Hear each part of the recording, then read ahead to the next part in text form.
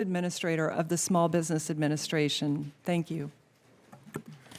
Thank you, Senator Loeffler, for your testimony. Before we move to questions, the committee has received several letters of support for Senator Loeffler's nomination, and I ask unanimous consent to enter into the record letters of support from the following organizations: America's Small Business Development Centers, Independent Community Bankers of America, Independent Women's Forum, Job Creators Network, National Association of Development Companies, National Retail Federation, Small Business Investor Alliance, Small Business and Entrepreneurship Council, National Association of Government Guaranteed Lenders, International Franchise Association, National Restaurant Association, Georgia Public Policy Foundation, Governor of Georgia, Brian Kemp, Association of Women's Business Centers, Economic and Community Development Institute, U.S. Black Chambers Incorporated, and the National Small Business Association. Without objection, so ordered. So at this time, we will go ahead and move on to questions. So I now recognize myself for 5 minutes of questions. Senator Loeffler, in our conversation, you made it clear that given your time in the Senate, you understand the role of Congress. You denoted, given your business experiences, you'd view us as your board and the taxpayers as your shareholders, with responsibilities to all of us to ensure the SBA moves forward in the right direction. Unfortunately, the Biden administration did not share this view. I repeatedly requested information, and those requests were ignored or fumbled.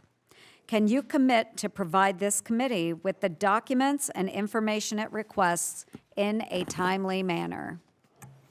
Absolutely, Chair Ernst. I look forward to a collaborative and responsive relationship.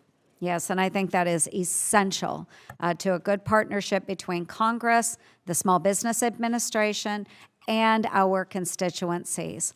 That's who we serve. So thank you for that. Last year, SBA failed to alert or provide the committee with information before the agency ran out of funding for its disaster assistance program. Can you commit to more transparent, timely, and forthright dialogue between the SBA and this committee should you become administrator? Absolutely, Chair Ernst. This should never happen. It will not, and we have all the controls. Thank you. I'd like to move on to your goals and vision for the agency. Now, we know that it's extremely important to me that we right-size the SBA and get it on a clear course to deliver its mission. Within your first 100 days as administrator, what would be your primary goals and objectives to get the SBA back on track? Thank you for the question, Chair Ernst, and I too enjoyed the time that we were able to spend together with you and your staff. I think your leadership of this committee is critical, and I appreciate the work that you've done to date.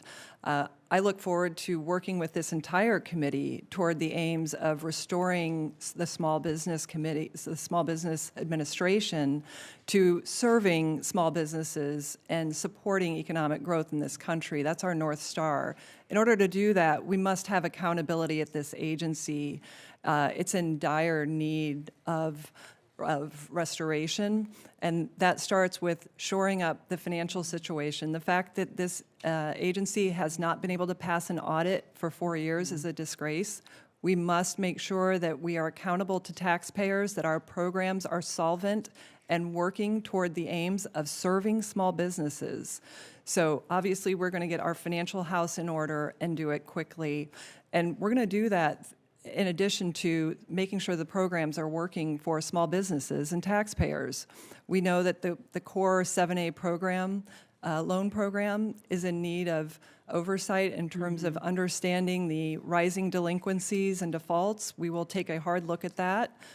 We will make sure that the disaster funds are resourced and accounted for, and that there are no more situations where Americans in a crisis are faced with months of not having disaster relief.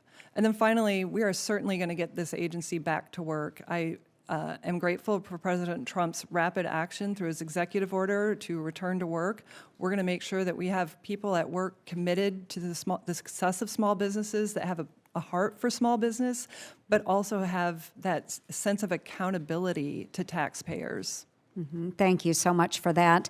And as you talk about the audit, we know that we need transparency within the Small Business Administration, and hearing that is music to my ears. I began my elected career representing the taxpayers of Montgomery County as their county auditor, and I'm just excited to know that you will follow through on that commitment.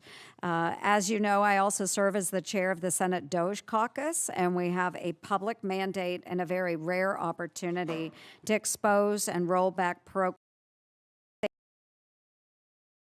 boondoggles.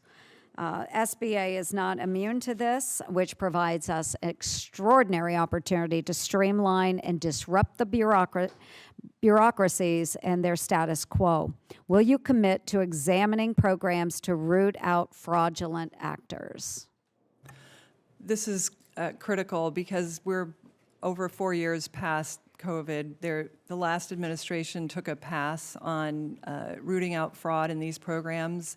I appreciate your work and your legislation continuing COVID collections to make sure that we go after those that want to defraud the government. We, as I said, we will have a zero tolerance policy toward fraud, but also toward waste and abuse. And we will root that out within the agency and those that seek to exploit the programs. Very good. Thank you very much, Senator Loeffler. At this time, I will turn the gavel over to Senator Curtis while I go vote, and